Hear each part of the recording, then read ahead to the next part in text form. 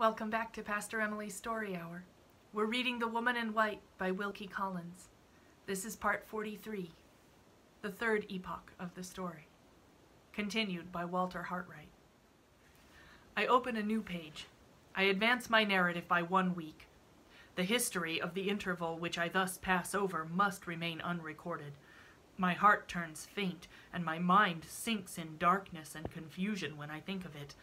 This must not be, if I who write am to guide as I ought you who read. This must not be if the clue that leads through the windings of the story is to remain from end to end untangled in my hands. A life suddenly changed, its whole purpose created afresh, its hopes and fears, its struggles, its interests, and its sacrifices all turned at once and forever into a new direction. This is the prospect which now opens before me, like the burst of view from a mountain-top. I left my narrative in the quiet shadow of Limmeridge Church. I resume it 1 week later, in the stir and turmoil of a London street.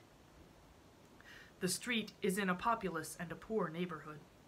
The ground floor of one of the houses in it is occupied by a small news vendor's shop, and the first floor and the second are let as furnished lodgings of the humblest kind. I have taken those 2 floors in an assumed name. On the upper floor I live, with a room to work in, a room to sleep in. On the lower floor, under the same assumed name, 2 women live, who are described as my sisters. I get my bread by drawing and engraving on wood for the cheap periodicals. My sisters are supposed to help me by taking in a little needlework. Our poor place of abode, our humble calling, our assumed relationship, and our assumed name are all used alike as means of hiding us in the house forest of London. We are numbered no longer with people whose lives are open and known. I am an obscure, unnoticed man, without patron or friend to help me. Marian Halcombe is nothing now but my eldest sister, who provides for our household wants by the toil of her own hands. We too, in the estimation of others, are at once the dupes and the agents of a daring imposture. We are supposed to be the accomplices of Mad Anne Catherick, who claims the name, the place, and the living personality of dead Lady Glyde. That is our situation. That is the changed aspect in which we 3 must appear henceforth in this narrative for many and many a page to come. In the eye of reason and of law, in the estimation of relatives and friends, according to every received formality of civilized society, Laura, Lady Glyde, lay buried with her mother in Limmeridge churchyard. Torn in her own lifetime from the list of the living, the daughter of Philip Fairley and the wife of Percival Glyde might still exist for her sister, might still exist for me, but to all the world besides, she was dead. Dead to her uncle, who had renounced her, dead to the servants of the house, who had failed to recognize her, dead to the persons in authority who had transmitted her fortune to her husband and her aunt, dead to my mother and my sister, who believed me to be the dupe of an adventuress and the victim of a fraud, socially, morally, legally, dead. And yet alive. Alive in poverty and in hiding. Alive with the poor drawing master to fight her battle and to win the way back for her to her place in the world of living beings. Did no suspicion, excited by my own knowledge of Anne Catherick's resemblance to her, cross my mind when her face was first revealed to me? Not the shadow of a suspicion, from the moment when she lifted her veil by the side of the inscription which recorded her death.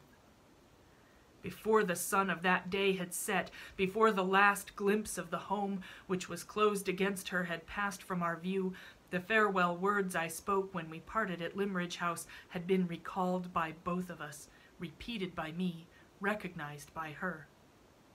If ever the time comes when the devotion of my whole heart and soul and strength will give you a moment's happiness or spare you a moment's sorrow, will you try to remember the poor drawing master who has taught you?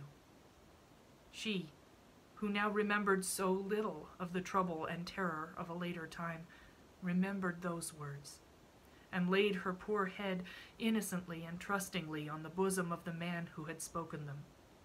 In that moment, when she called me by my name, when she said, "They have tried to make me forget everything, Walter, but I remember Marion, and I remember you."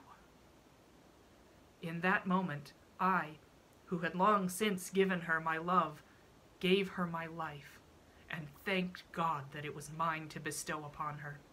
Yes, the time had come. From thousands on thousands of miles away, through forest and wilderness, where companions stronger than I had fallen by my side, through peril of death thrice renewed and thrice escaped, the hand that leads men on the dark road to the future had led me to meet that time. Forlorn and disowned, sorely tried, and sadly changed, her beauty faded, her mind clouded, robbed of her station in the world, of her place among living creatures, the devotion I had promised, the devotion of my whole heart and soul and strength, might be laid blamelessly now at those dear feet. In the night of her calamity, in the night of her friendlessness, she was mine at last, mine to support, to protect, to cherish, and to restore.